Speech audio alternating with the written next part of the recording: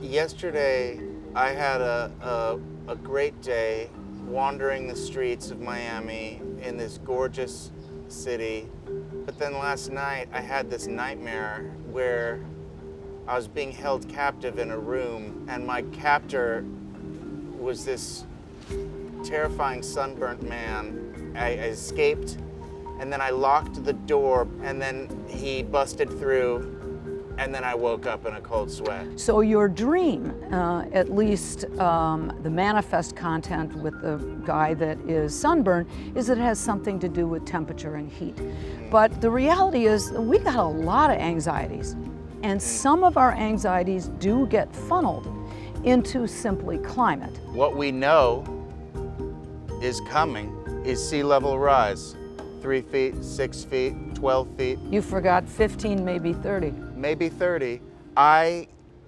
What is it that keeps me from really believing or wrapping my head around these facts? The premise is that we have an entirely rational brain. We don't.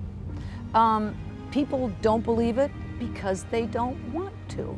I'm imagining that if I lived here in Miami, what would I do? Would I sell my house and move to a safer place? Or would I just stay here and ignore what's coming? I don't know what I would do. What do you think you'd do? I think I would just stay and ignore it. What makes you think so? Because home is home. It's so hard to imagine pulling myself out of my own roots with my friends and family. It's like, where do you go? It's so unfathomable, the idea of change.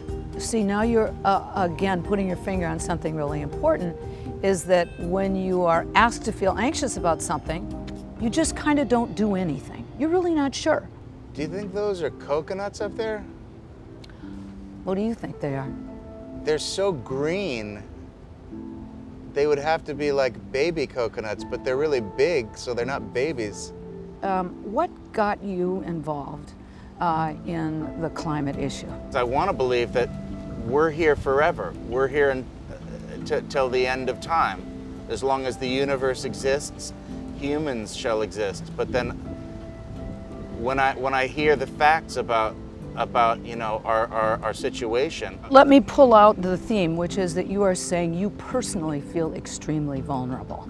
I just want to know, why do people live in denial when they're presented with the facts? I can't wrap my head around it. There is a part of our brain which is highly rational, analyzes data, takes in information, and then there's the affective, the emotional part of the brain. And the emotional part of the brain is extremely powerful. You know that. You know how many times in your life, and so do I, when emotion trumped what we knew from our reason. And this is what people do all the time. Well, I'm sitting here right now. It's a gorgeous day in Miami. It's a beautiful paradise. And it feels more comfortable just to shut down the scientific part of my brain and just enjoy the right now and just do nothing. You are not alone. I have dubbed the condition, which I certainly struggle with, pre-traumatic stress disorder. I mean, is it gonna take a catastrophe before it really hits home? Will people not believe it until they are knee deep in water? Is that what it's gonna take for some people? You want the long answer or the short answer? The truth. Yes. The most compelling message is Mother Nature saying, I'm giving you droughts, I'm giving you wildfires, I'm giving you outrageous rainfalls, I'm giving you scorching temperatures, I'm doing all this. Now can you hear me? It's too much for the brain to take in. On the one hand, you've got deniers, and that's scary because it's like, wait a second, you're just denying that there's a problem at all, and you're in a position of power. That's scary. And then you talk to people that know and embrace climate change and say, no, this is real, this is happening, and there's nothing we can do about it. And that's scary too. So on both ends of the spectrum, I'm like, wait a second, you guys are both scary in different ways. It's a lot. And that's why people turn away from the discussion of climate change. It is very, very, very intense. and it weighs heavily on us. Now that's the way our brains work. It doesn't help when it comes to taking efforts or making efforts to act on climate change, but that's the way things work.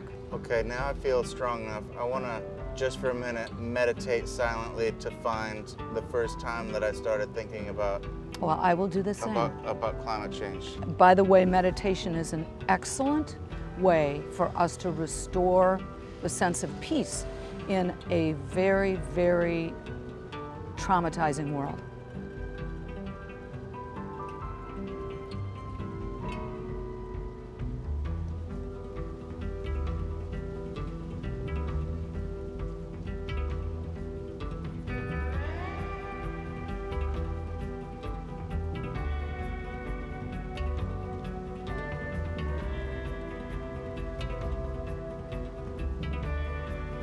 I remember my parents fighting when I was a little boy, and I was so scared of their anger towards each other, I ran into a room with my nanny and her son.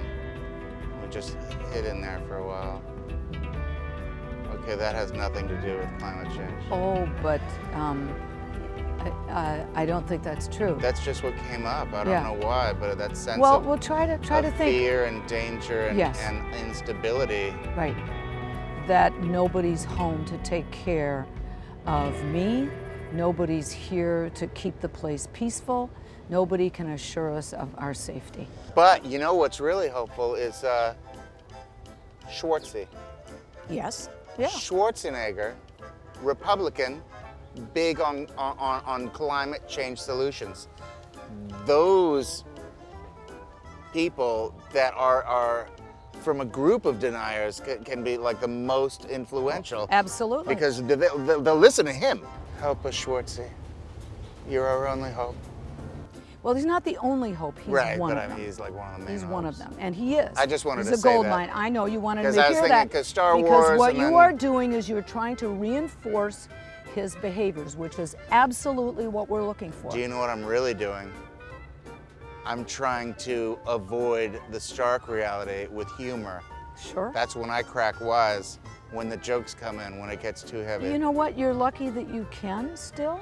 My husband used to say to me, "Can't you start one of your climate talks with a joke?" And I said, "You know, when you can find something funny about climate for me to tell an audience, I'll tell a joke." Well, feel free to use Help Us, Schwartzy, or Our Only Hope. That's yours if you want it.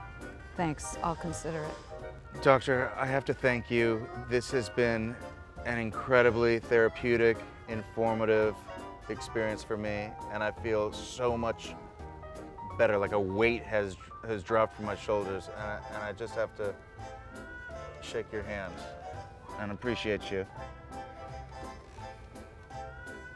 Is that the truth? That's the truth. Good. Can we do it with interlocking clasp? There you go.